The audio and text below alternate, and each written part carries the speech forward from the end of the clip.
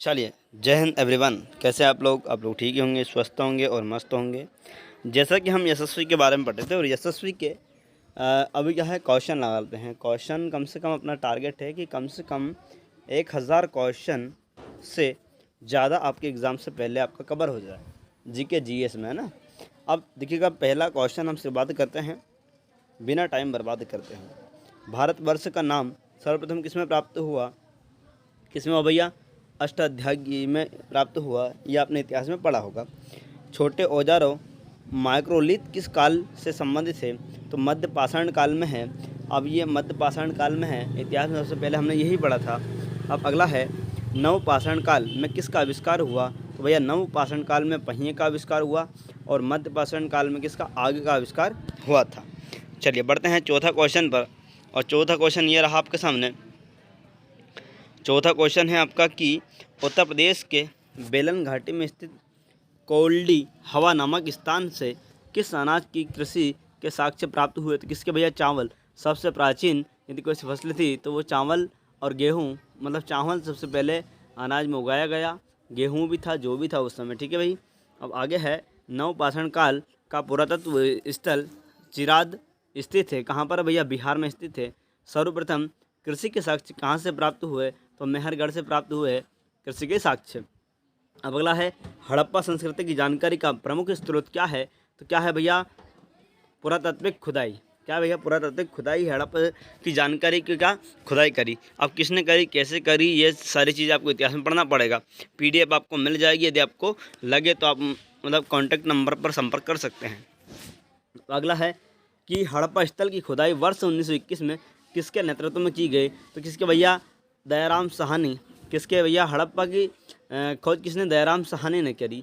ये आपको ध्यान में रखना है। मोहनजोदड़ो एक मोहर पर किसकी मूर्ति उत्कीर्ण है? तो पशुपति नाथ की है। किसकी है भैया? पशुपति नाथ की है।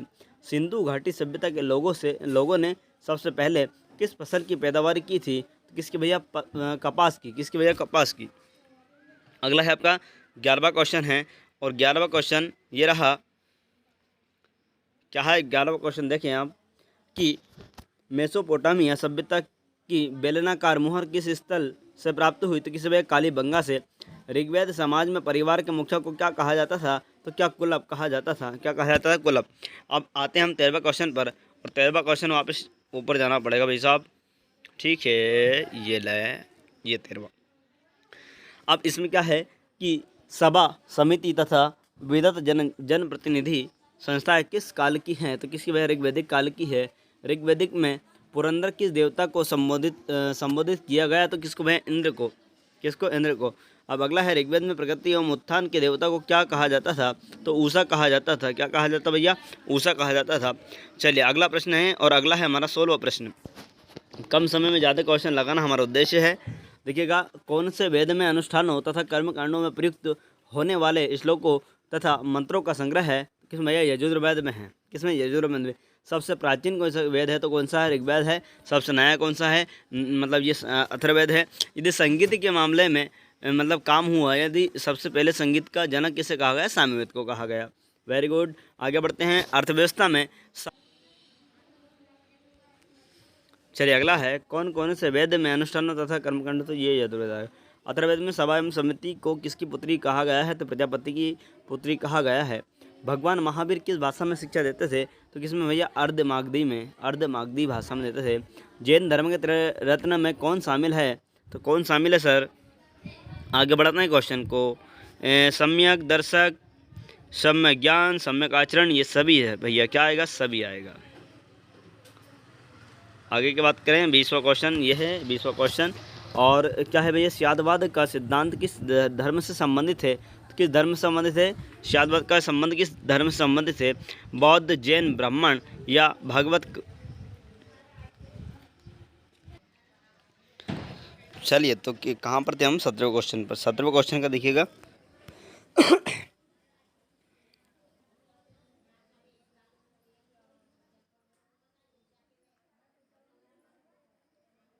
17वें क्वेश्चन है, 20वें क्वेश्चन पर थे। 20वां क्वेश्चन है, स्यादवाद का सिद्धांत किस धर्म से संबंधित है? तो जैन धर्म से संबंधित है। प्रथम जैन संगीत कहाँ आयोजित हुई? तो कहाँ पर भैया? पाटलिपुत्र में हुई। जैन धर्म की एकमात्र महिला तीर्थकर कौन सा भैया? मल्लिकनाथ। इम्पोर्टेंट है भैया। अगला है गौतम बुद्ध का जन्म लुम्बिनी नेपाल की तराई कपिलवस्तु के निकट में कब हुआ? तो 563 ईसा पूर्व में हुआ। D option right. Gautam Buddha के बचपन का नाम क्या है? सिद्धार्थ है। गौतम बुद्ध ने गया में किस नदी के तट पर ज्ञान प्राप्त हुआ? तो किस के भैया? निरंजना नदी। नदी कौन सी? निरंजना।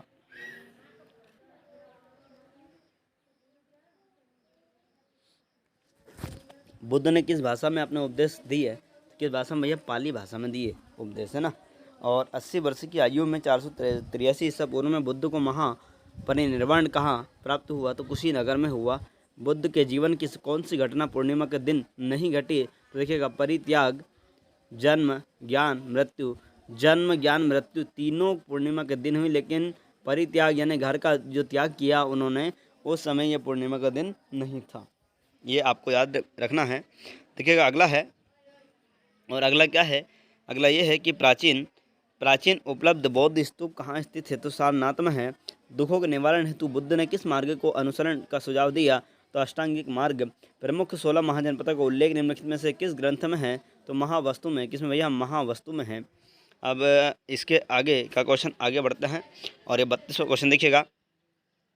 महाजनपदों में केवल एक ही दक्षिण भारत में अवस्थित था, वहाँ कौन सा महाजनपद है? तो गंधार है। कौन सा भैया? गंधार है।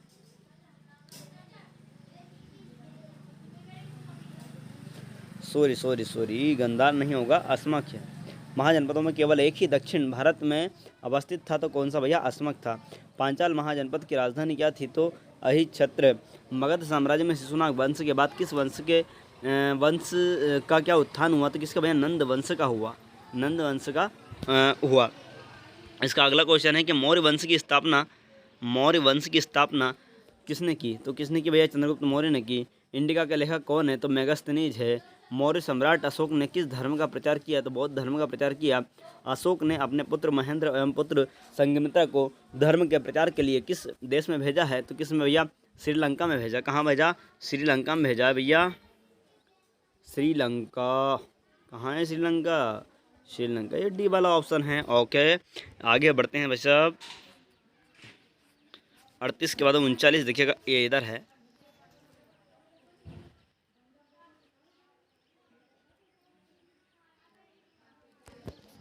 शिशुनाग वंश की स्थापना किसने की? तो पुष्यमित्र शुंग ने की। कर्ण वंश का प्रवर्तक कौन था? तो वसुदेव था। भारत में सबसे पहले सोने के सिक्के किस वंश के शासक ने चलाए? सोने के सिक्के तो आपको ध्यान रखना है, तो ये था हिंद यवन ने। कनिष्क किस वंश का शासक था? तो कनिष्क किस वंश का शासक था? तो देखिएगा कनिष्क जो शासक था। 41 हो जाएगा। भारत में सबसे पहले सोने के सिक्के किस वंश ने चलाए? तो भैया हिंद यवन ने चलाए। कनिष्क किस वंश का शासक था? तो कनिष्क जो है कुषाण वंश का शासक था। कनिष्क की राजधानी कहाँ थी? तो कनिष्क की राजधानी थी भैया पेशावर में। कहाँ पर है भैया? पेशावर में। आपको ये ध्यान रखना है।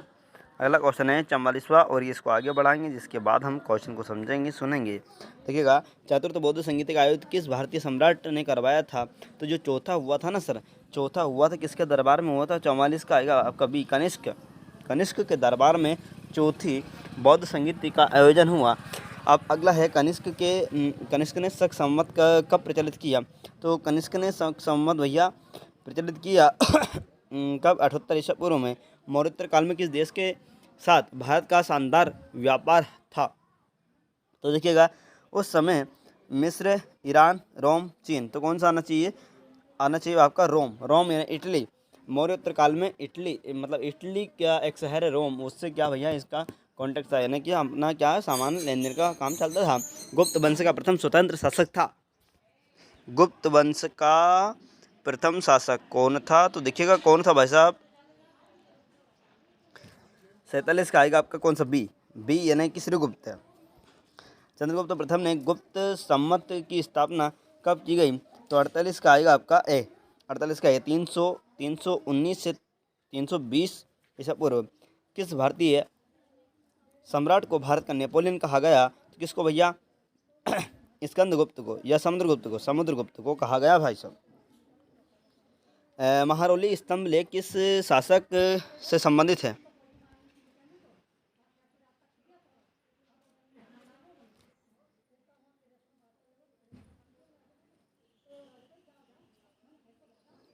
चंद्रगुप्त द्वितीय।